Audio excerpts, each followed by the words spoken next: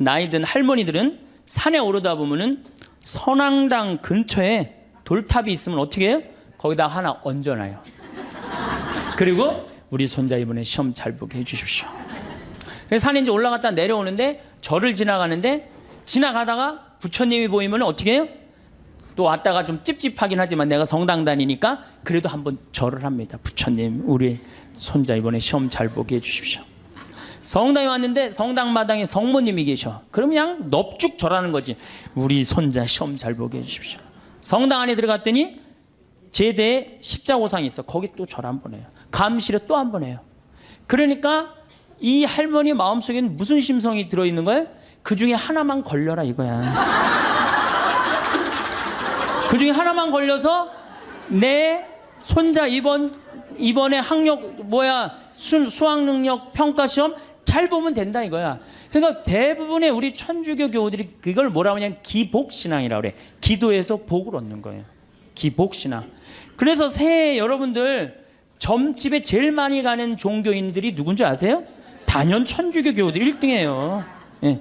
성당에 쭉 다녀보니까 이게 답이 안 나와. 답이 안 와. 여기가 아닌가 봐. 그리고 어디로 가봐요? 점집에 가봐요. 점집에 가봐갖고 점집에 가면 속 시원한 얘기 해주잖아요. 3대 죽은 처녀 귀신이 달라붙하고 이 집이 안 된다. 부족 하나 써줄 테니까 벽에 넣어놔라. 그럼 마음이 편안하단 말이야. 우리는 뭐 하면 돼? 마음의 평화를 얻기만 하면 되는 거. 어딜 가든. 그래서 대한민국이 종교 천국이 되는 거예요. 그런데 제가 가만히 이렇게 생각해 보니까 하느님하고 우리하고 입장이 바뀌었어.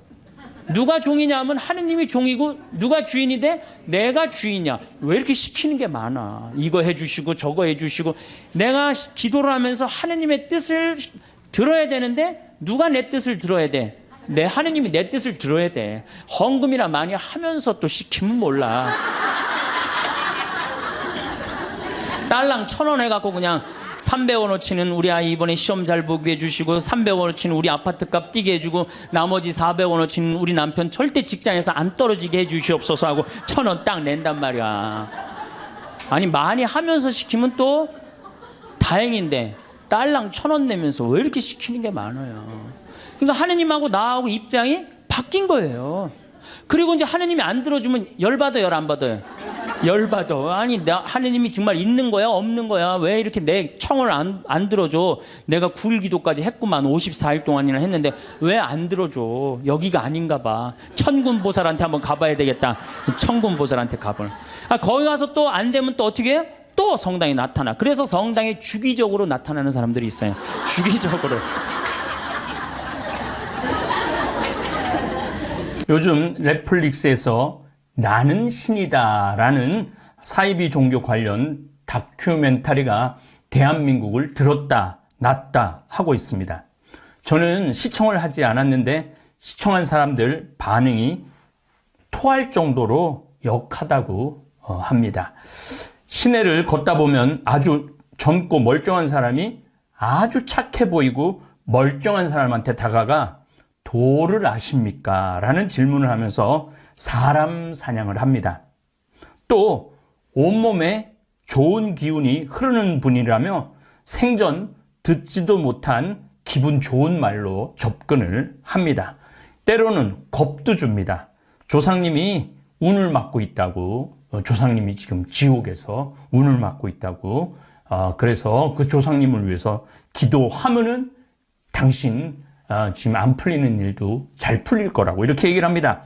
중고등학교 시절 온 세상을 떠돌아다닌 저는 사이비 종교인들 유혹에 넘어가지 않을 것입니다. 아마 보면은 이게 뭔가 낌새가 이상하다 하고 혹 하고 넘어가지 않을 거예요.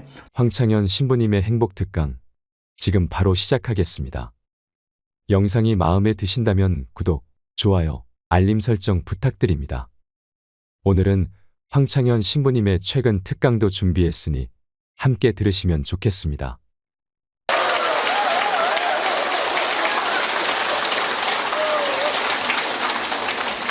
참예수님,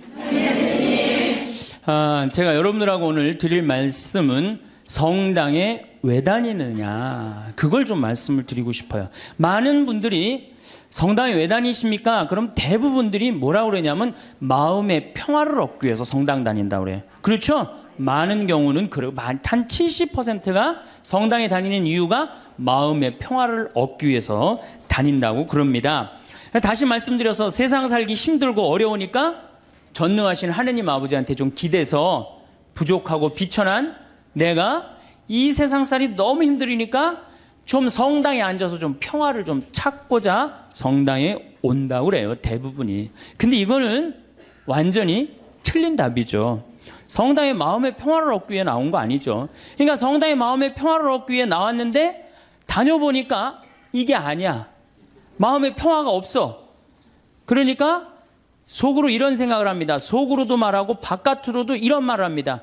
내가 생각했던 천주교는 이게 아닌데 왜 평화가 없을까? 신부님한테 실망하고 교우들한테 실망하고 자꾸 상처를 입는단 말이야. 평화를 찾으러 왔는데 평화가 깨지고 마음 안에 갈등만 생겨.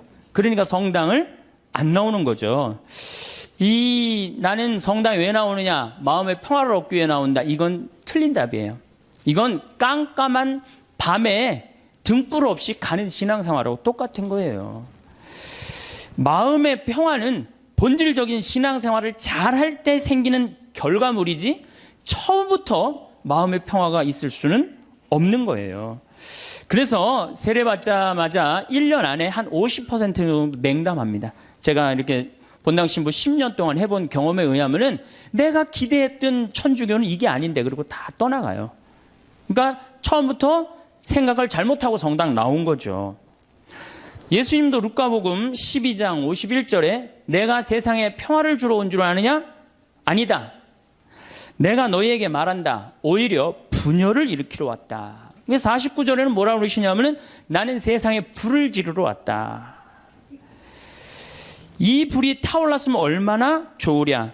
내가 받아야 하는 세례가 있다. 그 일이 다 이루어질 때까지 내가 얼마나 짓눌 것인가 라고 말씀을 하십니다. 이 얘기는 무슨 얘기냐면은 예수님께서 받아야 될 세례, 짓눌려야 되는 건 뭐야? 십자가의 고통에 짓눌리고 난 다음에 비로소 예수님이 제자들한테 부활하시고 난 다음에 그때 평화가 너희와 함께 있기를. 그러니까 우리가 평화를 얻는 거는 처음부터 마음의 평화를 얻기 위해서 성당 나오면 안 되고, 성당 나와갖고 갈등, 십자가, 고통 이런 게 다 지나고 난 다음에 그 다음에 얻어지는 게 뭐예요? 평화야. 근데 우리는 십자가, 고통, 갈등 그건 하나도 거치고 싶지 않고 처음부터 뭐만 얻고 싶어요? 평화만 얻고 싶어요. 그러니까 잘못 찾아온 거죠. 잘못 찾아온 거예요. 여러분들이 정말로 마음의 평화를 찾고 싶으면은 성당에 나오면 안 돼요. 성당에 나오면요 평화가 깨져요. 많이 깨집니다. 참아야 되고 인내해야 되고, 그렇죠? 그냥 이 가정 이혼을 그냥 하고 싶은데도 어떻게 돼? 성당 나가갖고 못해갖고 얼마나 괴로워요. 이게 목에 가시처럼 걸려 있잖아. 예? 그러니까 성당 나오면은 평화가 있는 건 아니에요. 성당 나오면 예수님 말씀대로 분열, 불이 일어나지 평화가 이루어지는 것은 절대 아닙니다. 그래서 여러분들 성당에 왜 나오십니까? 마음의 평화를 얻기 위해서. 절대 그런 생각하지 마세요. 성당 열심히 다니면 다닐수록 평화는 깨진다. 내가 하나님한테 가까이 가고 싶으면 가고 싶은 만큼 내 마음의 평화는 깨지게 돼 있어요. 그러니까 여러분들 주위에서 입교시킬 때 성당 나와봐. 마음 무지하게 편하네. 성당이 얼마나 마음의 평화로운데 이렇게 선교하는 거는 절대 하면 안 돼요. 성당 나와봐. 정말로 죽을 만큼 힘들 거야. 그 세례를 다 겪고 난 다음에, 예수님이 그 십자가의 고통을 겪고 난 다음에 평화가 생겼듯이 자매도 이 세상 모든 걸 버리고 하느님의 아들로 딸로 태어나는 데 시간이 걸린다. 그 전까지는 평화가 없다. 그렇게 선교를 해야지. 이건 뭐 살살 꼬시는 것도 아니고 사기치는 것도 아니고, 성당 나오면 평화로워. 평화롭긴 뭐가 평화로워요. 성당 나오면 안 나가던 주일도 나가야 되고 해야 되는 묵주기도도 해야 되고, 얼마나 옛날에 막 승질 부리고 그랬는데 성당 다니면 참아야 되고, 평화롭지 않아요. 한국 천주교 첫 번째 교리책 천주교 요리 문답 320개 항목이 있어요. 옛날부터 성당 다니셨던 분들 뭐라 그래요? 첫 1조가 사람이 무엇을 위하여 세상에 낳느냐. 그럼 뭐라 그래? 천주를 알아? 공경하고 자기 영혼의 구원을 위하여 세상에 낳느니라. 그러니까 내가 성당 나오는 이유는 하느님을 공경하기 위해서 나오는 거예요. 내 평화를 얻기 위한 게 아니라 누구를 위해서 나오는 거야? 하느님께 경배드리기 위해서 성당 나오는 거지 내 평화를 얻기 위해서 나오는 거 아니에요. 두 번째로는 내 영혼의 구원을 얻기 위한 거예요. 아, 신부님, 이 성당 나와서 하느님한테 경배드리려면 뭐하러 나옵니까? 이거 너무 하느님 중심 아닙니까? 이렇게 생각하는 유혹에 현대인들은 많이 빠져 있어요. 그렇죠? 하느님 뭘 공경하고 경배해. 내가 일단 행복해야 되는데 이런 유혹에 빠져 있어요. 근데 사실은 우리는 지금 은총 속에서 살고 있어요. 은총 속에서. 여러분들 공기가 만들어지는데 몇 년의 세월이 걸렸을 것 같아요? 40억 년의 세월이 걸렸어요. 40억 년 동안 이 우리가 마실 수 있는 공기가 여건이 조성되는데 몇 년이 걸려? 40억 년이 걸린 거예요. 그 40억 년 동안 정성 들여갖고 이렇게 공기가 온 지구에 가득 차고 난 다음에 생명이 아주 이 지구에서 꿈틀거렸거든요. 그러면 이 소중한 공기를 우리가 마시면서 돈 냅니까 안 됩니까? 공짜로 마시죠? 얼마나 감사해요. 얼마나 감사해요. 하늘에서 빈님 돈 1,000억 내면 내려줘요? 공짜로 내려주세요 안 내려주세요? 공짜로 내려주시잖아요. 얼마나 감사해. 햇빛, 만물을 키워내는 햇빛, 요즘 가을 햇빛 참 기가 막히게 좋죠. 막 우리 그 평창의 들판에 정말로 벼들이 막 있고 있어요. 그 햇빛 공짜로 내려주세요 안 내려주세요? 내려주시죠? 여러분들이 길 다니는데 공짜로 다니세요 안 다니세요? 땅 밟고 지나다니는데, 아니 지금 살아가는데 절대적으로 필요한 걸 이렇게 다 받고 있는데 우리가 그 하느님께 경배드리지 않는다면은 우리가 얼마나 욕심이 많은 거예요. 우리는 정말 하느님께 경배드리고 찬양 드려야 돼. 그런데 이게 점점 인간 중심의 세상이 되다 보니까 모든 게 인간 위주야. 하느님도 나중에 누구를 위해서 있어야 돼? 인간을 위해서 있어야 되고 나를 위해서 있어야 돼. 완전히 거꾸로 돼가는 판국이 이제 발생하는 거죠. 우리 인간이 받은 수많은 혜택에 대해서 감사와 찬양을 드리지 않는다면 지금 인간들이 저지르고 있는 전쟁, 폭력, 환경 재앙은 이건 계속 될 거예요. 우리는 하나님께 이게 겸손한 마음, 감사하는 마음을 지닐 때 자연도 보호되는 거예요. 우리 인간이 너무 건방져갖고 자연을 막 해치고 망가뜨리고 있는 거예요. 그래도 죄의식을 못 느끼는 건 하느님을 경배하는 마음, 하느님께 감사하는 마음, 내가 지금 받은 은총이 너무 많다는 사실, 이거를 깨닫지 못하고 너무 건방지고 도도하게 사는 거예요. 그런데 천주교 교우들이 하느님을 믿는 이유가 감사와 찬양을 드리기 위해 믿는 게 아니고 마음의 평화를 얻기 위해 믿는다면 결국 하느님도 내 마음의 평화를 위해서 있어 주어야 하는 존재로 전락하는 거예요. 그야말로 전락하는 거예요. 하느님이. 내가 하느님을 믿었는데 평화가 오기는커녕 가정에 분열이 일어나고 성당 다니는 삶이 자꾸 의무감으로 바뀌어요. 자꾸 의무감으로 바뀌어. 그래서 주일 미사도 이게 자꾸 걸려. 그냥 나가기 싫은데 억지로 나가는 경우가 있어요. 그렇죠? 여러분 그런 경우 많죠? 오늘은 너무 나가기 싫고 좀 집에서 쉬고 싶은데 주일 미사를 또 안 나가면 고해성사 봐야 되니까 이놈의 거. 그러니까 점점 평화가 깨지는 거지. 그리고 이 천주교는 내 마음의 평화를 얻기 위한 거니까 내가 하느님한테 뭘 감사드리고 찬양드리기보다는 어떻게 하느냐면 자꾸 달라고 그래요. 이걸 주시고 저걸 주시고 맨날 뭘 이렇게 달라고 그래. 뭘 달라고. 개신교 교우들은 모이면은요 심하다 싶을 정도로 하느님 얘기뿐이에요. 개신교. 그래서 그분들은 대종상 타면 제일 먼저 누구한테 감사드린다고 그래? 하나님한테 감사드린다고 그랬죠. 그렇죠? 그리고 막 같이 뭐 메달 따고 그럼 다 같이 모여서 막 무릎 꿇고 기도해야 안 해요? 천주교 교우들 그런 거 봤어요? 나는 한 번도 들어본 적이 없어. 근데 이번에 김경화 선수가 탁구 동메달 따고 성호 거 때문에요. 특이한 천주교 교우예요. 광수현 선수 이후로 다시 탄생한 특이한 천주교 교우들이에요. 천주교회는 하느님을 믿는다면서도 하느님의 일은 뒤로 한 채 사람의 일만 더 걱정하는 경향이 굉장히 많아요. 여기 있는 분들 대부분이 하느님의 일 걱정하는 것보다 누구 일 더 걱정해요? 내 일. 여러분들 세계에서 선교사가 제일 많이 나가 있는 나라는 미국이에요. 모든 선교제 다 나가 있어요. 그 다음에 선교사가 많이 나가 있는 나라가 어느 나라냐? 우리나라 개신교회. 세계에서 두 번째예요. 우리 근데 천주교 교우들은 나가요, 안 나가요? 내가 알기로도 한 100명 이내도 안 돼요. 지금 외방선교회하고 또 뭐 몇몇 수도회 뭐 이런 수녀님들하고 거의 없어요. 그러니까 우리는 하느님의 일은 걱정하지 않고 무슨 일 걱정해? 사람의 일을 걱정하는 거예요. 예수님이 마태오복음에 이런 얘기를 해요. 예루살렘에 올라가시면서 내가 예루살렘에 올라가면 고난을 받을 것이다. 그리고 3일 만에 살아날 것이다. 그러니까 베드로가 뭐라 그러냐? 맙소사 주님. 그런 일은 주님께 결코 일어나지 않을 것입니다.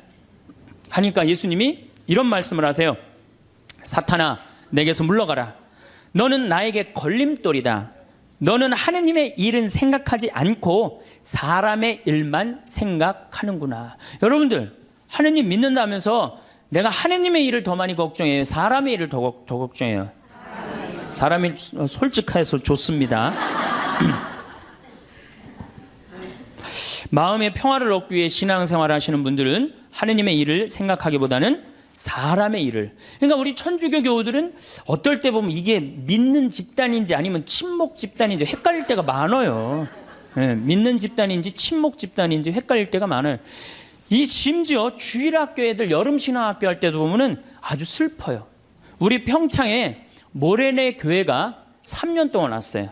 모래내 개신교회가 3년 동안 왔는데 내가 이제 바빠갖고 전도사님을 계속 못 만났는데 3년째 내가 전도사님을 만나서 아유 우리 집에 이렇게 3년 때 오는데 어떻게 재밌으셨냐고 그랬더니 그 전도사님 하시는 말씀이 아 우리 3일 동안 은혜 많이 받고 갑니다 그러는 거예요. 저는 주일학교부터 여름 신앙학교 여름 캠프 20년 동안 다니면서 은혜 많이 받았다라는 생각은 한 번도 해본 적이 없어요. 우리 천주교에서 여름 캠프 갔다 오고 난 다음에 어땠니? 무지하게 재밌었어 엄마. 이렇게 말하지 엄마 은혜 많이 받고 왔어 이렇게 말하는 애들이 있어요. 이게 출발점이 굉장히 틀린 거예요.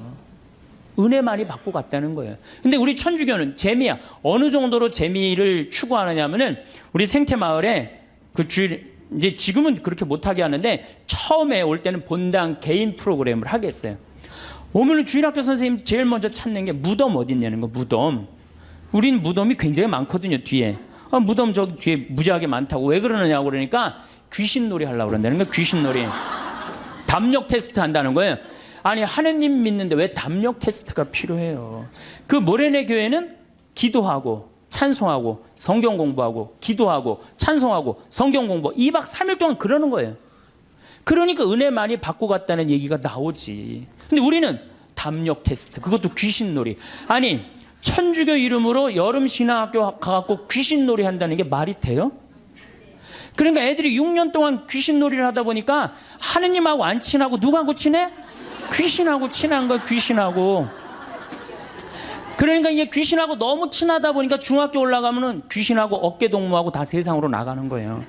그래서 주일학교 1000명이면 중고등학교가 100명으로 줄어들어요. 900명은 귀신놀이를 너무 해갖고 하느님보다 귀신이 더 마음에 드는 거야. 귀신한테 꼬여갖고 나가는 거예요. 우리가 그 단순한 그거 하나만 하더라도 얼마나 하느님 얘기를 하지 않고 사느냐 그거 느낄 수 있어요. 캠프라는 것은 자연 안에서 텐트를 치고 노는 걸 캠프라고 그래요. 그런데 천주교의 여름에 가는 거 보세요. 신앙 캠프. 모든 단어를 캠프로 써요. 놀러 가겠다 이거예요. 신앙 그냥 걸어 놓는 거고 진짜 목적은 뭐야? 놀겠다는 거예요. 놀겠다. 산간 신앙 학교 얼마나 좋아요. 근데 우린 꼭 캠프라고 그래. 우리 교구도 교구 홈페이지에 여름 캠프 이렇게 써 있어요.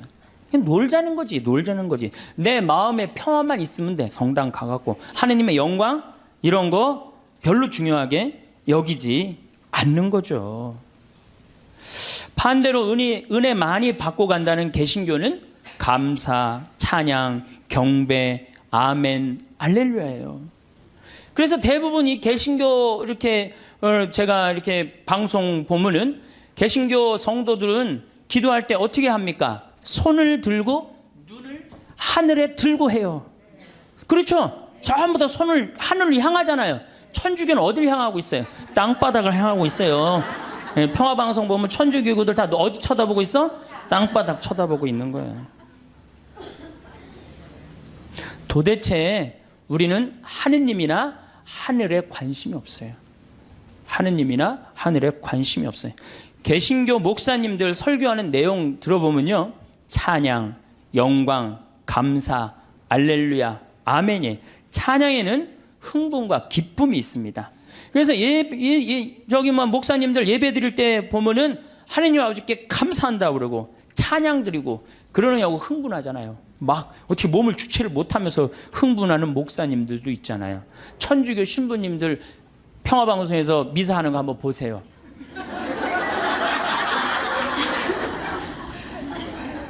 우리 천주교는 신부님부터 교우들까지 전부 우리 기본 컨셉이에요. 우리는 기쁘면 안 돼. 그래서 가톨릭 전례를 보면 전부 다 무거워요. 무겁고 우울하고. 찬양보다는 회개하고 반성하는 분위기가 훨씬 커요. 그래서 우리는 사순시기, 참회의 절, 대림시기, 봄판공, 가을판공, 십자가의 길, 양심성찰 이런 것만 해요. 그러니까 우리 분위기는 어두컴컴하고 우울한 분위기예요. 그래서 여러분들 미사가 끝나고 나서 성당문을 열고 나가면서 나 오늘 하나님께 정말로 경배 드렸어. 나 오늘 하나님께 정말 영광 드렸어. 오늘 미사 때 너무 큰 감사와 찬양, 영광 드렸어. 그런 기분 드는 미사 있어요? 1년에 매일 미사 참여하면서도 그렇게 열심히 나가면서도 나 오늘 하나님 아버지께 영광 드리고 나와서 1시간 내내 하나님 아버지인데 찬양했어. 그런 기분 드는 교우들이 거의 없어요. 거의 없죠? 그러니까 우린 찬양을 안 하는 거예요. 아니 천주교 요리문답 1조가 뭐야? 사람이 무엇을 위하여 세상에 났느냐? 하느님을 공경하고 천주를 알아 공경하고 자기 영혼의 구원을 위하여 낳느니라. 이 두 가지가 우리가 성당 다니는 결정적인 이유예요. 성당 마음의 평화를 얻기 위해서 마음의 평화는 성당 나오면 더 깨지게 돼 있어요. 내가 성당 나오는 결정적인 이유는 뭐야? 하나님께 경배하기 위해서 나오는 거. 경배하기 위해서. 또 나의 영혼의 구원을 위해서 나오는 거예요. 이 두 가지를 하지 않으면 우리는 신앙의 목적에서 벗어나는 거예요. 신앙의 목적에서.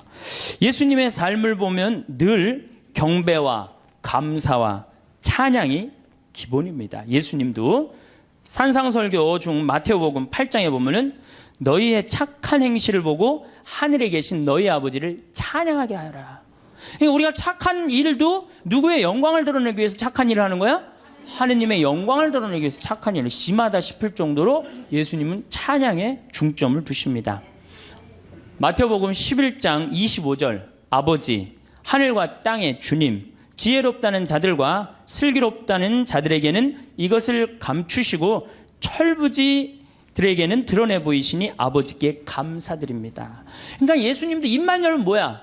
감사야. 입만 열면은. 근데 우리는 입만 열면 뭘 그렇게 달라고 그래. 이미 다 주셨는데. 5천 명을 먹이실 때도 예수님은 찬미의 기도를 잊지 않으십니다. 마태복음 14장에 보면은 군중에게 풀밭에 자리를 잡으라고 지시하셨다. 그리고 빵 5개와 물고기 2마리를 손에 들고 하늘을 우러러 찬미를 드리신 다음 빵을 떼어 제자들에게 주시니 제자들이 그것을 군중에게 나누어 주었다. 어떻게? 하늘을 우러러 찬미 드렸다 그래. 여러분들 밥 먹을 때 우리 어떻게 해야 돼? 정말로 하느님 아버지 이 밥 먹게 해주셔서 감사합니다. 지금 밥 못 먹는 사람이 지구에 30억이야 30억. 근데 우리는 얼마나 감사하게 먹어요. 그런데 이렇게 감사한 밥 먹으면서 성호 국국 먹어요? 바깥에 나가갖고 일반 식당에 나가서? 여기는 어느 학교야? 성가정, 영성, 성숙 여기 학교 학생들은 내가 보니까 대단한 것 같아. 저는요 제가 이렇게 성호 국국 밥 먹잖아요. 한 번은 그런 적이 있어요. 신학생 때 성호를 굽고 밥을 먹는데 앞에 있는 남자야. 아마 성당 열심히 다녔던 모양이야. 아이 새파란 놈이 성호를 굽고 밥 먹으니까 너무너무 미안했는지 자기 허벅지에다가 성호를 굽고 밥을 먹더라고. 허벅지에다. 그러니까 우리는 찬양 드리고 경배 드리는 그런 신앙의 분위기는 자기가 하느님 얘기를 스스로 합니다. 왜냐하면 하느님께 찬양 드리고 경배 드리는 게 얼마나 신나요. 근데 우리는 천주교는 무슨 이순신 장군 후예야? 내가 죽었다는 걸 적에게 절대 알리지 말아라. 이거하고 똑같은 얘기를 해. 내가 천주교 신자라는 걸 절대 남에게 알리면 안 된다. 그래서 성호도 거요 안 거요? 안 거요 안 거. 밥 먹어. 여기 계신 분들은 긋고. 그래서 여러분들 제가 또 어떤 교우가 나한테 와서 기가 막힌 얘기를 한 적이 있어요. 신부님 우리 부장님이요. 내가 직장 생활을 10년 동안 같이 했는데 알고 봤더니 성당 다니는 거예요. 무지하게 열심히 하셔요. 우리 부장님이.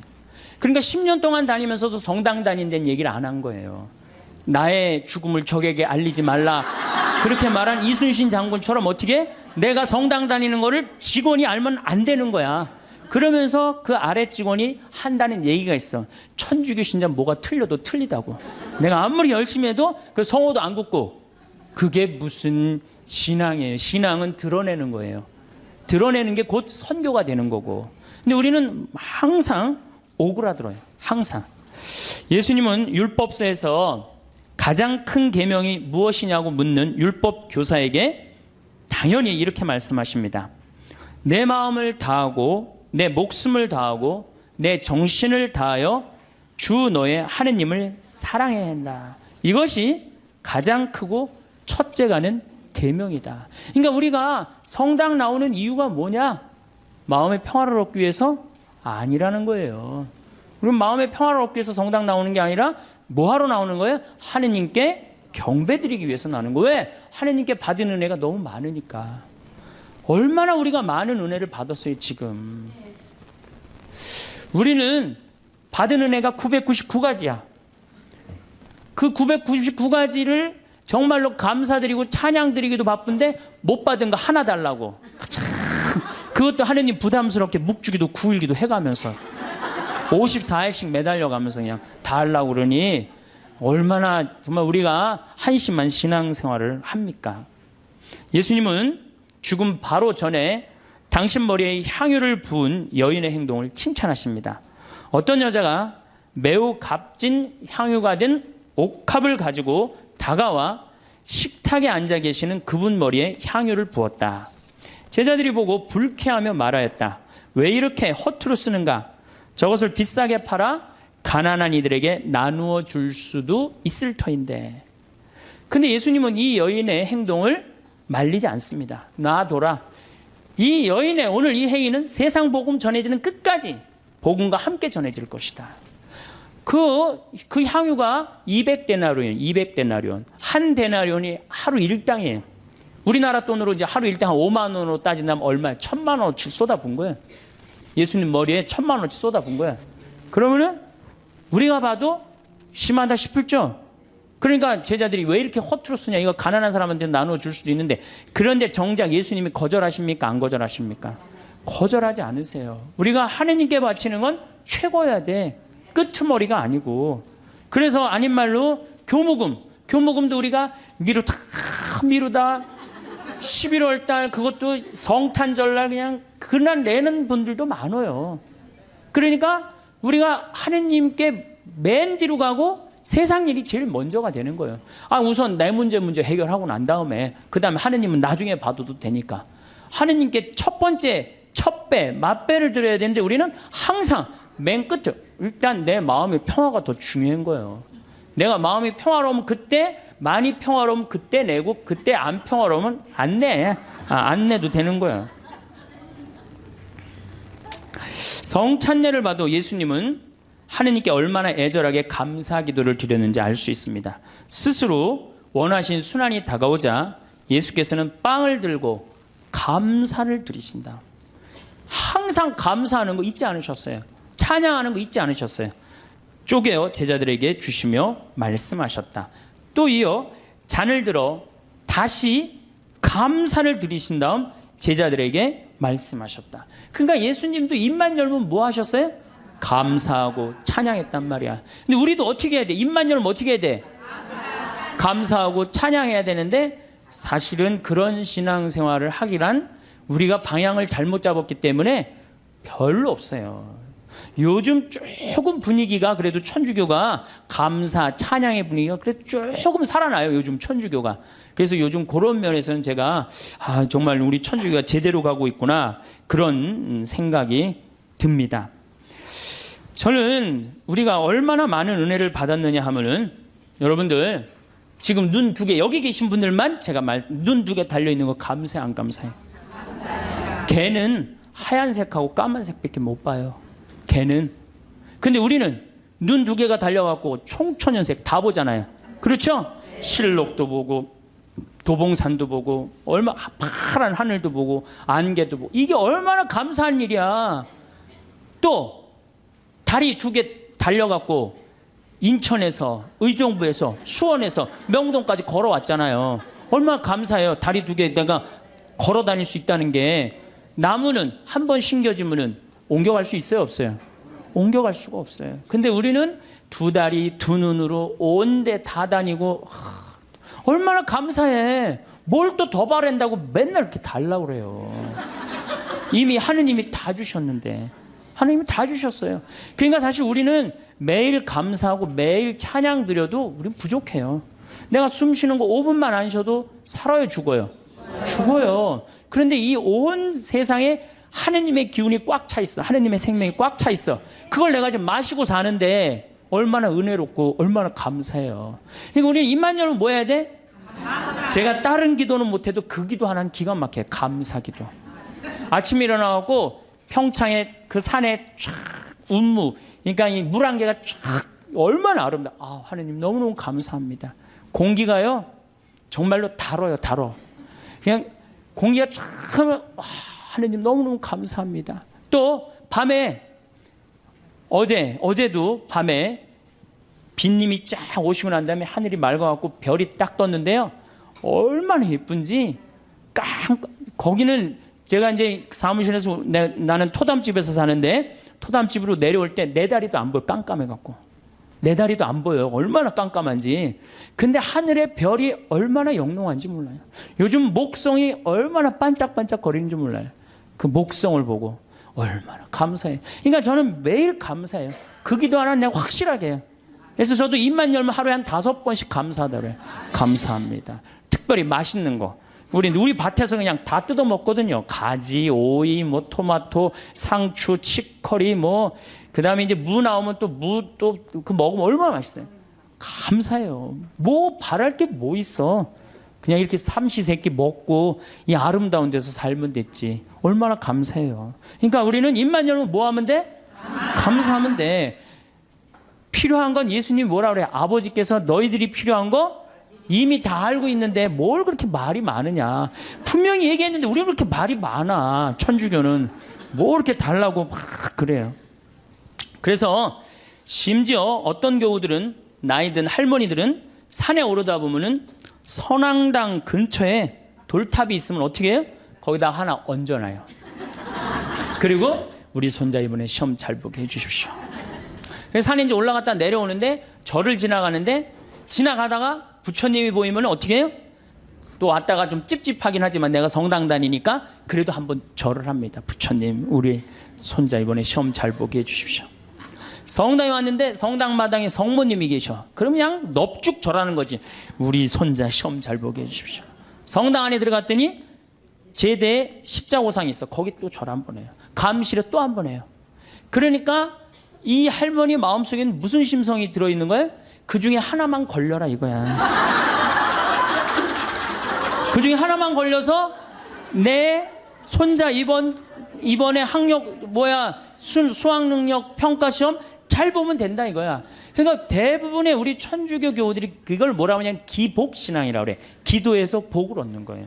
기복신앙.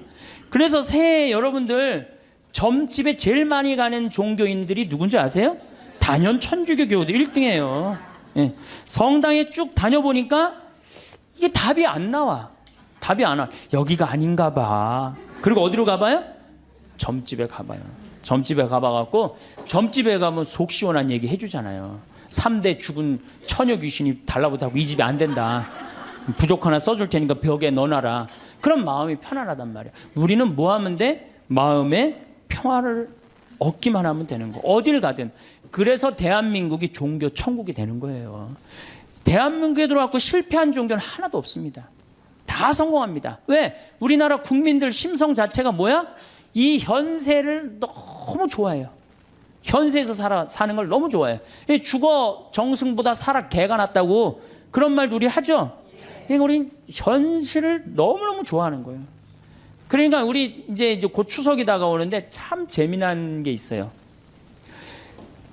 제가 이렇게 외국을 다녀보거나 여러 군데 다녀보면요, 무덤이 다 동네 한가운데 있어요. 무덤이. 그래갖고 그냥 동네에 그냥 퇴근하는 길에 꽃 하나 갖다 놓고 출근하는 길에 인사 한번 하고 그런단 말이야. 근데 우리는 그냥 얼마나 멀리 갔다가 묻어놓는지 죽는 게 그렇게 싫은 거예요. 그래갖고 그냥 무지하게 멀리 갔다가 묻어놔. 그리고 그냥 그걸 1년에 전 국민이 똑같은 날 다 보러 간다고. 아니, 죽는 날은 다 틀린데 왜 보러 가는 날은 다 똑같아. 그냥 추석하고 구정만 되면 그냥 막 이게 참 그만큼 우린 죽음을 싫어하는 거예요. 살아서 복 받으면 되는 거예요. 그러니까 우리는 내세 영원한 생명, 제가 이거 4번째 시간 때 이 강의를 할 건데 영원한 생명에 대한 간절한 소망이 없어요. 이 세상에서 어떻게 하면 돼? 행복하면 돼. 내 마음의 평화를 얻으면 돼. 성당에 왜 나오십니까? 마음의 평화를 얻기 위해. 나오지 마세요. 마음의 평화는요, 예수님이 언제 공식적으로 빌어줬느냐, 부활하시고 난 다음에 제자들이 그때 예수님은 치를 것 다 치르고 그러고 난 다음에 너희에게 평화가 있기를. 여러분들도 진정한 마음의 평화는 뭐예요? 단계, 신앙의 단계, 성숙의 단계, 여기 보니까 성숙이라고 써놨는데 성숙의 단계를 다 거치고 난 다음에 어느 정도 경지에 오르고 난 다음에 그때서 흔들리지 않는 평화가 생기는 거예요. 그러니까 그 단계까지는 가야지. 가기도 전에 아무것도 없으면서 평화, 그러면 평화가 옵니까? 우리의 신앙이, 감사의 신앙생활이 제일 우선이라는 표현을 우리는 매일매일 하고 있어요. 미사 때마다 우리는 감사라는 날은 무지하게 씁니다. 미사 때마다. 그런데 우리가 앵무새처럼 되뇌이기만 하기 때문에 그걸 잘 몰라요. 무수한 감사송이 있지만 오늘 내가 이제 평일이 이제 감사송이 6개가 있어요. 월, 화, 수, 목, 금, 토 이렇게. 그래갖고 제가 수요일 날 오늘 평일 미사 감사송 한번 해볼게요. 주님께서 여러분과 함께 마음을 드높이 우리 주 하느님께 감사합니다. 그럼 여러분 뭐라 그래요? 마땅하고 옳은 일입니다. 그러죠? 근데 정말로 그렇게 감사한 게 마땅하고 옳은 일로 했는지 그런 생각이 많이 들어요. 아니, 그러니까 우리 천주교 교우들이 어느 정도냐면은 기도원도 여기도 다녀보고 저기도 다녀보고 하여튼 먹히는 데 한번 가봐요. 여기저기. 그래갖고 또 어떤 자매는 이렇게 소개하는 자매도 있어요. 그쪽 신부님한테 가봐. 그쪽 신부 용해대. 용한 신부님 찾아가는 거죠. 그러니까 우리가 어느 정도로, 그러니까 사실 하느님께 다가가는데 신부는 뭐예요? 그냥 중개자야, 중개자. 정말로 나는 누구를 만나면 돼? 하느님을 만나면 돼요. 근데 누가 용해다 그러고 절리 가보라 그러고 절리 가보라 그러고. 그러니까 우리 교우들이 그만큼 신앙생활을 하는데 잘못하고 있는 거죠. 잘못하고 있는 거죠. 우린 정말 하느님께 찬양드리기 위해서, 하느님께 감사드리기 위해서 여러분들 하느님 믿는 거예요. 다른 이유 하나도 없어요. 천주교 요리문답 1조가 뭐야? 사람이 무엇을 위하여 낳느냐? 천주를 알아 공경하고 자기 구원을 위하여 낳느니라. 저는 그건 맞는 얘기 같아요. 그 다음 얘기는 더 기가 막혀요. 거룩하신 신부가 이제 혼자 하는 거야. 거룩하신 아버지, 전능하시고 영원하신 주 하느님, 언제나 어디서나 아버지께 감사함이, 언제나 어디서나 아버지께 감사함이 나오죠? 참으로 마땅하고 옳은 일이며 저희 도리요 구원의 길이옵니다. 기가 막힌 기도문을 우리가 매일 외우고 있어요. 매일 마땅하고 옳은 일이라고 맨날 그래. 마땅하고 옳은 일이라고 뭐 하는 게? 감사드리는 게, 찬양 드리는 게, 그리고 그게 내 구원의 길이라고 얘기를 해요. 기가 막힌 기도문을 하면서도 이게 뭐 무슨 얘기를 하는 건지 그냥 딴 생각하고 앉아 있는 거죠. 그 시간 뭐 감사송이 오늘 뭔지 무슨 내용을 신부님이 했는지 그것도 모르는 경우도 참 많아요. 아버지께서는 사랑하시는 아드님을 통하여 인류를 창조하셨듯이 또한 인자로 인류를 구원하셨나이다. 그러므로 창조된 만물이 마땅히 주님을 섬기고요. 굉장히 중요한 얘기예요. 창조된 만물이 마땅히 주님을 섬긴다는 거예요. 우린 창조됐어요? 안 됐어요? 우린 창조됐어요. 그러니까 당연히 어떻게 해야 돼? 주님을 찬미하고 하느님을 주인으로 모시고 살아야 돼요. 그런데 제가 가만히 이렇게 생각해 보니까 하느님하고 우리하고 입장이 바뀌었어. 누가 종이냐 하면 하느님이 종이고 누가 주인이 돼? 내가 주인이야. 왜 이렇게 시키는 게 많아? 이거 해주시고 저거 해주시고. 내가 기도를 하면서 하느님의 뜻을 들어야 되는데 누가 내 뜻을 들어야 돼? 내 하느님이 내 뜻을 들어야 돼. 헌금이나 많이 하면서 또 시키면 몰라. 딸랑 1,000원 해갖고 그냥 300원어치는 우리 아이 이번에 시험 잘 보게 해주시고 300원어치는 우리 아파트값 뛰게 해주고 나머지 400원어치는 우리 남편 절대 직장에서 안 떨어지게 해주시옵소서 하고 1,000원 딱 낸단 말이야. 아니 많이 하면서 시키면 또 다행인데 딸랑 1,000원 내면서 왜 이렇게 시키는 게 많아요. 그러니까 하느님하고 나하고 입장이 바뀐 거예요. 그리고 이제 하느님이 안 들어주면 열받아요, 안 받아요? 열받아. 아니, 하느님이 정말 있는 거야, 없는 거야? 왜 이렇게 내 청을 안 들어줘? 내가 9일 기도까지 했구만. 54일 동안이나 했는데 왜 안 들어줘? 여기가 아닌가 봐. 천군보살한테 한번 가봐야 되겠다. 천군보살한테 가봐. 거기 가서 또 안 되면 또 어떻게 해요? 또 성당에 나타나. 그래서 성당에 주기적으로 나타나는 사람들이 있어요. 주기적으로. 지속적으로 나타나야 되는데 주기적으로 나타나. 주기적으로. 구원된 모든 사람이 다 함께 주님을 찬송하며 성인들도 한 마음으로 찬미하오니 저희들도 천사들과 함께 주님을 찬양하며 언제나 기뻐 노래하나이다. 이렇게 우리가 미사 처음부터 끝까지 다 이래요. 모든 기도문이.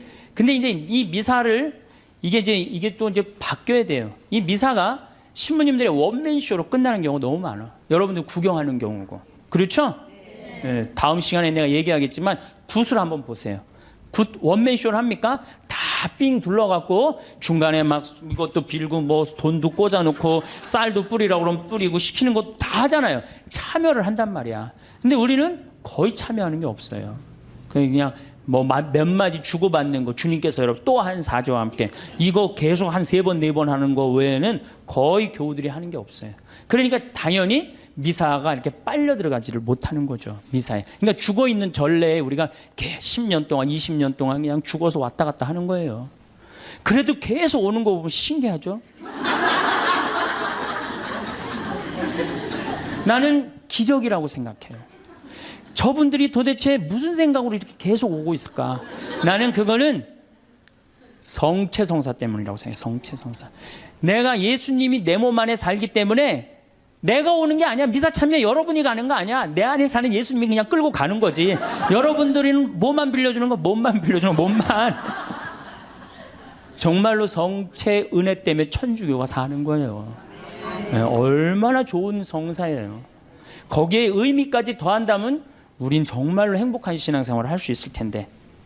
그러니까 우리가 이제 뭐라고 그래? 신부가 이렇게 하면 여러분들은 뭐라고 그래? 거룩하시도다, 거룩하시도다, 거룩하시도다. 온 누리의 주 하느님, 하늘과 땅에 가득 찬 그 영광. 하늘과 땅에 가득 찼다고 아까 제가 얘기했죠. 공기 마시는 것 자체가 뭐야? 은총 속에서 사는 거야. 하늘과 하느님의 기운이 있지 않으면요, 이 인류, 우주, 이거 생명이 움틀 수가 없어요. 가끔 이런 분이 있어요. 내가 하느님을 믿느니 주먹을 믿겠다. 이런 분들이 있어요. 그럼 제가 제가 그런 글도 썼는데 주먹을 믿겠다고? 주먹이 공기 만들어내는데 무슨 일을 했는데, 주먹이 하늘에 빗님 내리는데 무슨 일을 했는데, 주먹이 태양빛 만들어내는데 무슨 일을 했는데, 그렇게 주먹이 좋으면은 주먹하고 저 화성에 가서 살아라. 영하 200도 되는 데 가서 살아라. 주먹이 다 해줄 테니까. 우리 인간이요, 너무 교만해 있어요, 지금. 과학이 발달해갖고 인간이 최고인 줄 알고 착각하고 있어요. 우리는 한순간도 하느님의 은총이 없으면 우리는 한순간도 못 살아요. 그래서 여기 뭐라 그래? 온 누리의 주 하느님, 하늘과 땅에 가득 찬 그 영광. 이렇게 노래를 했잖아. 높은 데서 호산나, 주님의 이름으로 오시는 분 찬미 받으소서. 이 듣고 보니까 찬미라는 말을 무지하게 많이 하죠. 우리가.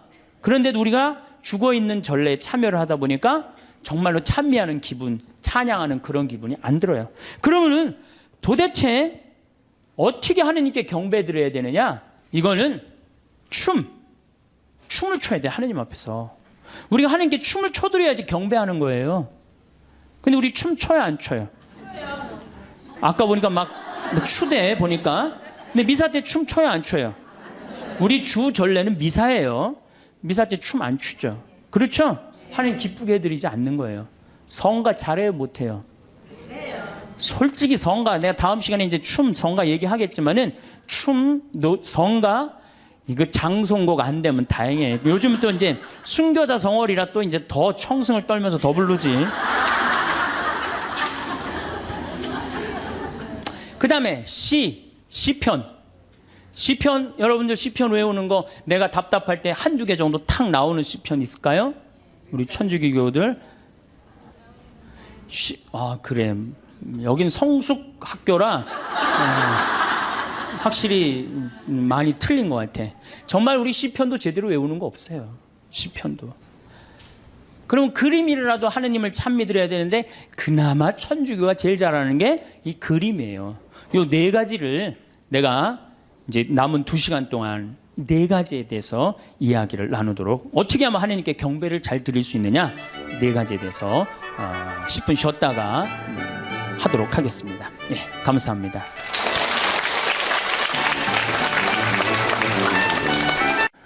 참미수님, 반갑습니다. 요즘 넷플릭스에서 나는 신이다라는 사이비 종교 관련 다큐멘터리가 대한민국을 들었다 놨다 하고 있습니다. 저는 시청을 하지 않았는데 시청한 사람들 반응이 토할 정도로 역하다고 합니다. 시내를 걷다 보면 아주 젊고 멀쩡한 사람이 아주 착해 보이고 멀쩡한 사람한테 다가가 도를 아십니까? 라는 질문을 하면서 사람 사냥을 합니다. 또 온몸에 좋은 기운이 흐르는 분이라며 생전 듣지도 못한 기분 좋은 말로 접근을 합니다. 인정 한번 제대로 사회에서 받지 못했는데 내 몸에서 좋은 기운이 흐른다고 젊고 예쁜 여자가 말을 하면은 말할 수 없이 기분이 좋죠. 때로는 겁도 줍니다. 조상님이 운을 맡고 있다고, 조상님이 지금 지옥에서 운을 맡고 있다고, 그래서 그 조상님을 위해서 기도하면은 당신 지금 안 풀리는 일도 잘 풀릴 거라고 이렇게 얘기를 합니다. 학생이세요? 설문조사 하고 가세요 등 다양한 방법으로 접근을 합니다. 외롭고 심심하던 차에 이런 접근은 호기심을 불러옵니다. 정명석이라는 사이비 종교 실체가 드러났는데도 그 신도들 JMS 교회를 지키려고 안간힘을 씁니다. 성폭력이라는 제목으로 10년간 감옥 생활을 교주가 했는데도 여전히 아직도 1만 명이 JMS 교회에 머물고 있습니다. 이는 정명석 혼자 꾸미는 일이 아니죠. 그 뒤에 참모부 간부급들이 그 교회를 유지해 나가는 것이죠. 학벌도 초등학교가 전부인 교주에게 왜 이화여대, 연세대, 고려대, 서울대, 명문대 학생들이 빠져들었나? 여러분들 너무 궁금하고 의문이 생기지 않습니까? 저는 이렇게 생각합니다. 명문대에 가는 학생들은 중고등학교 시절에 책상에 앉아, 도서관에 앉아, 학원에서 뭐만 했느냐면 공부만 한 학생들이에요. 책 안에 있는 내용들은 귀신같이 외워 시험을 잘 봤지만 세상 물정을 몰랐던 것이죠. 대한민국 교육 제도가 친구들과 어울리고 봉사하고 협력하는 교육 방식이 아니고 혼자 경쟁적으로 명문대 가기 위한 방식으로 교육을 합니다. 중고등학교 시절 온 세상을 떠돌아다닌 저는 사이비 종교인들 유혹에 넘어가지 않을 것입니다. 아마 보면은 이게 뭔가 낌새가 이상하다 하고 혹 하고 넘어가지 않을 거예요. 저도 신학생 때 수원역에서 멀쩡하게 차려입은 그리고 아주 예쁜 이 두 사람이 저한테 도를 아십니까 하고 접근했을 때 신학생이었지만 은근히 이들하고 대화하고 싶은 그런 유혹도 있었어요. 물론 나는 신부가 되려는 신학생이라고 말하니까 두말하지 않고 등을 돌린 경험도 있었습니다. 하지만 공부만 한 순수한 사람들은 냉정하게 거절하지 못합니다. 명문대 가는 학생들 대부분 특징이 외로움도 느끼지만 순진합니다. 순진했기에 부모가 시키는 대로 열심히 공부했고 명문대에 합격하여 대학 생활을 한 것입니다. 이런 대학생들은 사이비 종교 사람들에게 최고의 먹잇감이 될 수밖에 없었습니다. 사이비 종교 사람들 심성 안에 순종이 온몸에 배어 있습니다.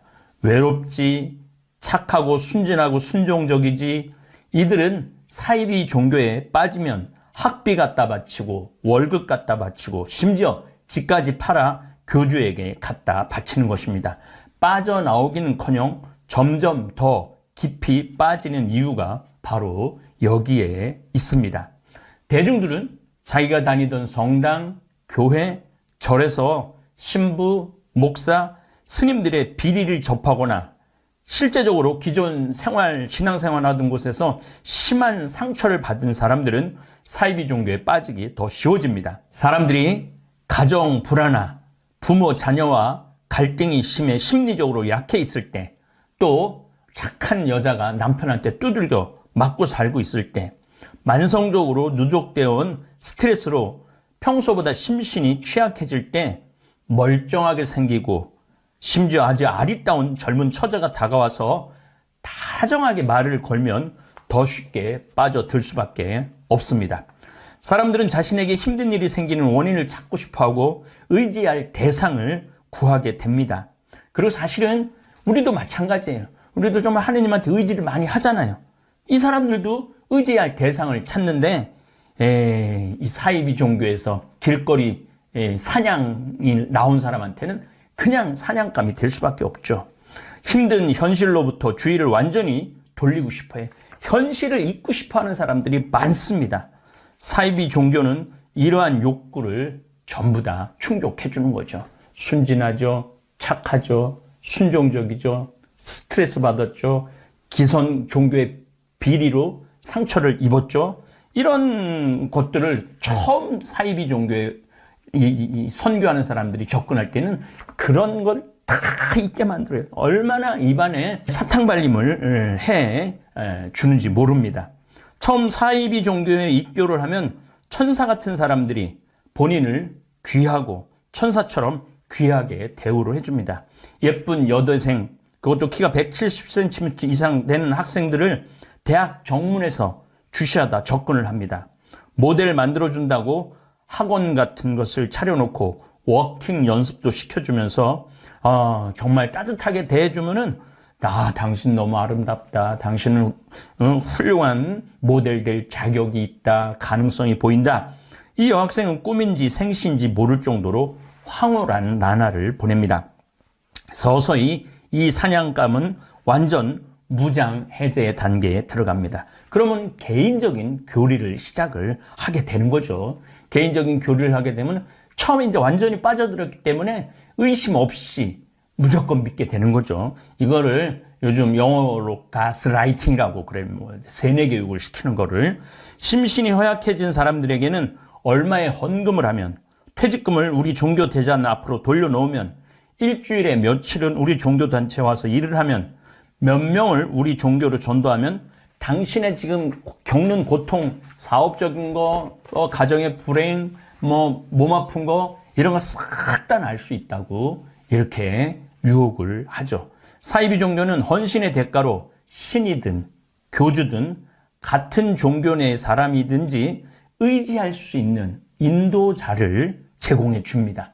그러니까 그 인도자 말만 듣게 만들어 놓는 거죠. 아이러니컬하게도 돈과 시간과 정성을 사이비 종교에 부으면 부을수록 외롭고 순진하고 착하고 순종적인 젊은이들은 사이비 종교에 더 의지하고 몰입하게 됩니다.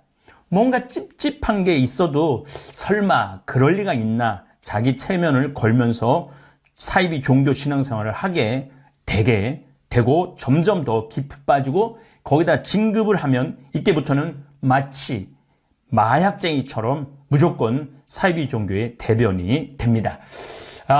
정명석 씨에게 성폭행을 당한 사람들은 누구도 모르고 자기만 아는 경우가 너무너무 많아요. 말하기도 부끄럽고 그래서 그렇게 평생 상처를 입고 살아가는 사람들이 많죠. 그런 사람들은 국가가 더 이상 이 세상에서 활동하지 못하게 해야 돼요. 사이비 종교에 쏟아 부은 노력과 비용이 클수록 더욱더 의지하고 믿고 싶어집니다. 사이비 종교는 사람들이 현실에서 눈을 돌리고 사회적으로 고립되길 바랍니다. 위에 간부급 사람들이 텔레비전 시청 못하게 하고 인터넷 검색도 못하게 합니다. 완전히 바보로 만들어서 마음껏 조종하는 사이비 교주들의 수법입니다. 친구도 못 만나게 하고 심지어 부모와 관계도 끊으라고 강요하기도 합니다. 그래서 제가 본당 신부할 때도 그런 경험이 있었어요. 신천지인데 아예 신천지 안에 들어가서 살고 부모님도 만나면 안 된다고 그래갖고 그 엄마하고 오빠가 와서 나한테 통곡을 하고 울면서 우리 딸 저기서 꺼내야 되는데 신부님 어떻게 하면 좋으냐고. 근데 이미 이 로봇가 돼버렸어요. 그래서 교주가 조종하는 대로 되는 거죠. 어쨌든 모든 관계를 단절해야 옳고 그름이 변별 없이 사이비 종교에 더욱더 몰두하고 집단 내 불합리한 것을 깨닫지 못하게 됩니다. 정명석 기독교 복음 선교회 일명 JMS 총재 78살이에요. 성범죄 혐의를 다룬 넷플릭스 다큐멘터리 나는 신이다가 공개되었는데도 이미 체면에 걸린 사람들은 자기가 믿는 것만 믿고 나머지는 다 조작된 것이라고 생각합니다.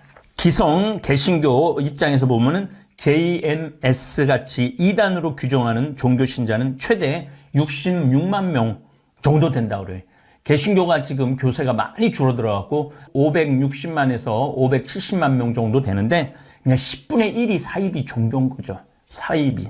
그래서 사실은 우리 천주교가 정신 똑바로 차리고 더 올바른 길로 인도해 나가야 된다라는 저는 그런 사명감을 느낍니다. 기성 대형 교회와 우리 천주교가 더 적극적이고 건강하게 선교하고 교리를 가르치지 않으면 사이비 종교는 더욱 기승을 부릴 것이라는 분석이 나옵니다.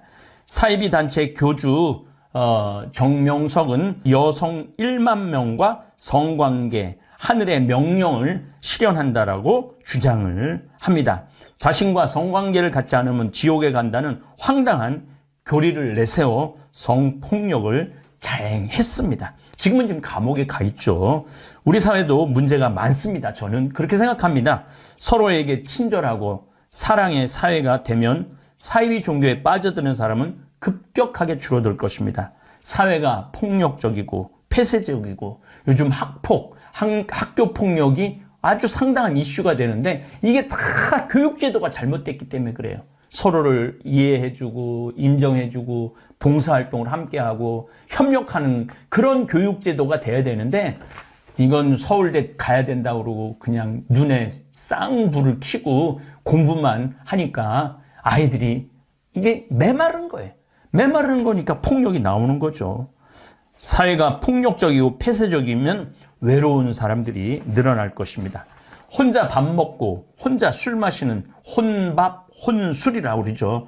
마시는 사람들에게 사이비 종교 처음 분위기는 이런 천국이 있었구나 하면서 빠져들게 됩니다. 이수정 경기대 범죄심리학 교수는 사이비 단체는 삶이 척박하고 외로운 사람들을 공략한다고 얘기를 합니다. 개인들에게는 집단 생활을 하는 종교단체에 들어갈 수밖에 없는 취약성이 있다고 합니다. 저도 뭐 집단 신학교 7년 생활을 했지만은 묘한 분위기가 있어요. 물론 우리야 정말 2000년을 내려온 이 신앙의 정통, 트래디셔널이라고 그러는데 이런 정통성이 있는데 그 안에 정말로 기도를 더 하게 되고 더 진지하게 되고 이런 함께 공동생활을 하면 이런 묘한 기분이 듭니다. 이수정 교수는 여성 신자들이 일부 사이비 교주들에게 성범죄를 당하는 데 대해서 종교적 신념에 기인한 가스라이팅, 너는 나하고 자야지 구원받는다, 너는 계속 세뇌교육을 시키는 거죠. 이루어져서 위계에 의한 성폭력까지 이어진다라고 얘기를 합니다. 가스라이팅을 당하면, 세뇌교육을 당하면 내 의사에 반했다는 걸 뒤늦게 알게 됩니다. 세뇌가 지속적으로 이루어졌기 때문에 피해자는 착각을 하는 거예요. 난 구원받았다. 그리고 정말 순종적으로 모든 걸 갖다 몸까지 바치는 거니까 모든 걸 바치는 거죠. 공정식 경기대 범죄심리학 교수도 믿음을 갖고 있는 사람들은 일상생활에서 겪는 어려움을 신에게 의지한다면서 사이비 교주는 그런 사람들의 약한 심리를 이용해서 자신의 이익을 취한다라고 말합니다.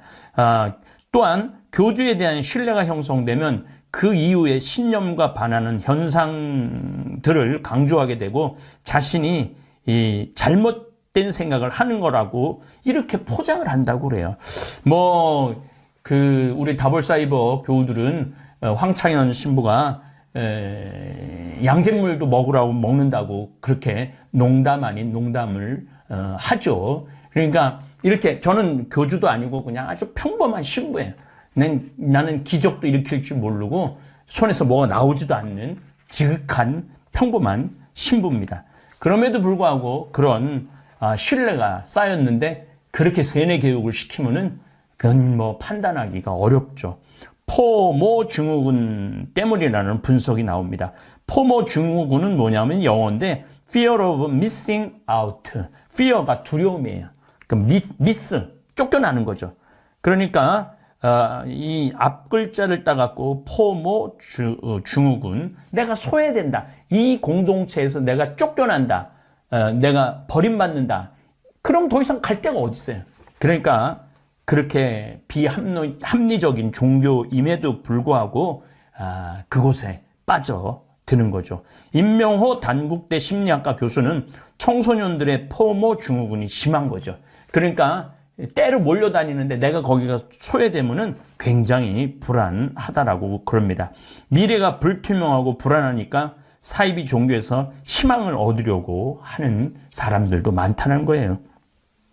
종교를 대체할 만한 좋은 직장, 환경, 정부 지원 등이 있다면 사이비에 빠지지 않을 거라고. 여기 아주 중요한 지적을 한 거죠.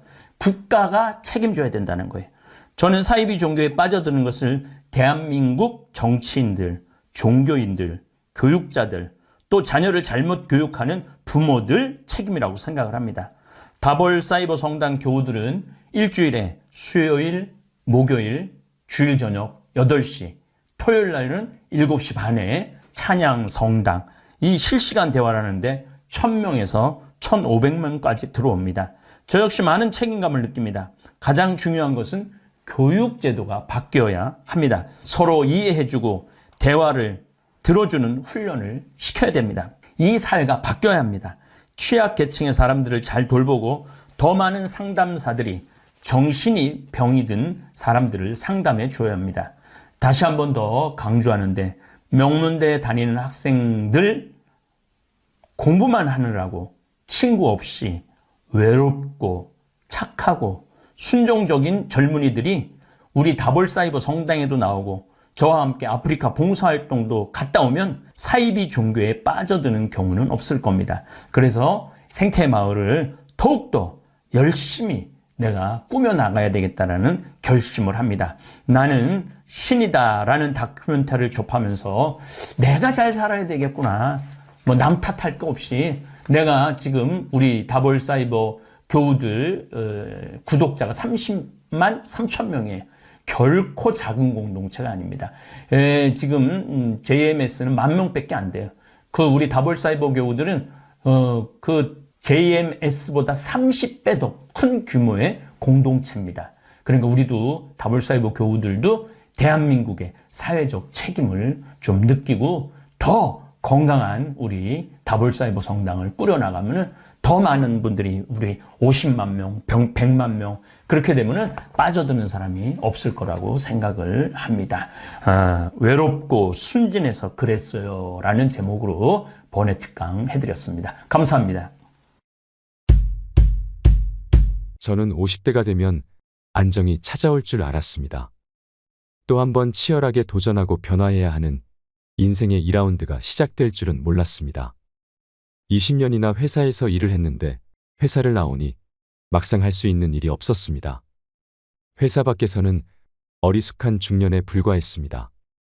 회사에 다닐 때는 안정적으로 받던 월급이 사라지자 다른 사람의 돈을 버는 일이 얼마나 어려운지도 깨닫게 됐습니다. 무엇을 해야 할지 몰라 불안하고 막막한 50. 무언가를 시작하기엔 너무 늦은 것 같은 50. 흔들리는 50대에게는 어떤 말이 필요할까요? 첫째, 나에게는 목수가, 남에게는 사공이 되어라. 군자는 자기를 헤아리는 기준으로는 목수가 먹줄을 놓듯이 하고 남을 대하는 기준으로는 사공이 배를 젓듯이 한다. 이것을 일러 겸술이라고 한다. 먹줄은 나무나 돌을 반듯하게 자르기 위해 쓰는 줄을 말합니다. 먹줄을 튕기면 똑바른 직선이 그어집니다. 이렇듯 자기를 대할 때는 먹줄을 놓는 목수처럼 타인을 대할 때는 노를 젓는 사공처럼 해야 합니다. 고든 기준과 굽은 기준을 모두 겸해야 너그럽게 포용하는 힘이 생기는데 그것이 겸술입니다. 특히 부부간의 겸술이 필요합니다. 자신에게는 먹줄로 그은 먹선처럼 똑바른 기준으로 대하고 배우자에게는 노를 젓는 사공처럼 부드럽게 포용한다면 부부 사이의 갈등은 훨씬 줄어들 것입니다. 나에게는 목수가 타인에게는 사공이 되는 이치를 이해한다면 어느 누구와 만나도 갈등을 줄일 수 있습니다. 둘째, 배우는 일을 멈추지 않는다. 배우는 일은 멈추면 안 된다. 푸른 물감은 쪽풀에서 취했지만 쪽풀보다 더 푸르고 얼음은 물로 만들었지만 물보다 더 차갑다. 스승보다 더 나은 제자를 칭찬할 때 청출어람이라고 말합니다. 자식들은 자신들의 인생이 부모님의 인생보다 훨씬 나을 거라고 생각합니다. 하지만 부모님의 나이가 되어보면 그것이 큰 착각이라는 사실을 깨닫게 됩니다. 회사에서도 선배들보다 자신이 훨씬 낫다고 생각하지만 퇴직 후 혹독한 세상에 나와보면 그 역시 착각이었다는 것을 깨닫습니다. 꾸준히 배우고 익히는 과정이 없다면 청출어람은 그만큼 힘든 것입니다. 직장을 다니면서도 꾸준히 공부를 해야 하는 이유입니다. 직함은 부장이지만 깊은 영역까지는 몰라서 전문가 소리를 듣지 못하는 무늬만 부장인 경우가 적지 않습니다. 안정된 삶에 안주하여 공부의 필요성을 깨닫지 못하고 학습을 멀리한 결과입니다. 공부하지 않으면 퇴직 후에 그 대가를 치르게 됩니다. 내가 일하는 분야에 책 한 권을 쓸 수 있을 정도로 집중적인 공부를 해야 합니다. 그러면 그 결과는 확실히 다를 것입니다. 퇴직 후에도 마찬가지입니다. 인생 후반전을 준비하는 중년이라면 이제는 어떤 공부를 해야 할지 살펴야 합니다. 목표만 세우면 실행은 어렵지 않습니다. 요즘은 책만 읽어도 유튜브 강의만 들어도 충분히 배울 수 있는 시대입니다. 황창현 신부님의 행복특강을 꾸준히 듣는 것도 삶의 큰 지혜가 됩니다. 50대는 이미 늦었다고 생각하기 쉽습니다. 하지만 경력과 인맥, 세상을 보는 눈이 생긴 50대는 시작하기에 가장 적절한 나이입니다. 셋째, 나만의 보폭으로 걷는다. 군자는 자기에게 있는 것에 힘쓰고 하늘에 달린 것은 흠모하지 않기에 날로 발전한다. 소인은 자기에게 있는 것은 버리고 하늘에 달린 것을 흠모하기 때문에 날로 퇴보한다. 50대의 동창회에 나가면 이미 큰 성취를 이룬 친구도 보이고 자식이 잘 되어 어깨가 으쓱한 친구도 보입니다. 젊을 땐 비슷비슷했던 친구들과의 격차가 확연히 보이기 시작하는 시기입니다. 비교는 불행의 시작입니다. 다른 사람과 비교하기 시작하면 내가 그동안 일구어온 행복은 바람처럼 사라집니다. 앞서가는 사람은 자기에게 있는 것에 집중하지만 뒤처지는 사람은 자기가 할 수 없는 것을 흠모한다고 말합니다. 그러니 오로지 자신에게 있는 것에 집중해야 합니다. 오늘의 나를 어제의 나와 비교하고 내일의 나는 오늘의 나와 비교하면 조급함이 사라지고 마음의 안정이 찾아옵니다. 오늘보다 더 발전해 있을 내일의 나를 생각하며 나만의 보폭으로 걸어갈 때 하루하루 만족하면서 살아갈 수 있습니다. 남은 반백을 어떻게 살아야 할지 고민하고 있다면, 더 멋지고 가치 있는 삶으로 변화하고 싶다면 인품을 바꾸고 이렇게 살아보는 것은 어떨까요? 첫째, 나에게는 목수가 남에게는 사공이 되어라. 둘째, 배우는 일을 멈추지 않는다. 셋째, 나만의 보폭으로 걷는다. 이 세 가지를 꼭 기억하셔서 행복한 노년을 보내시길 바랍니다. 이상으로 책틀맨이었습니다. 지혜를 쌓는 당신의 오늘이 아름답습니다. 더 좋은 영상으로 찾아뵙겠습니다.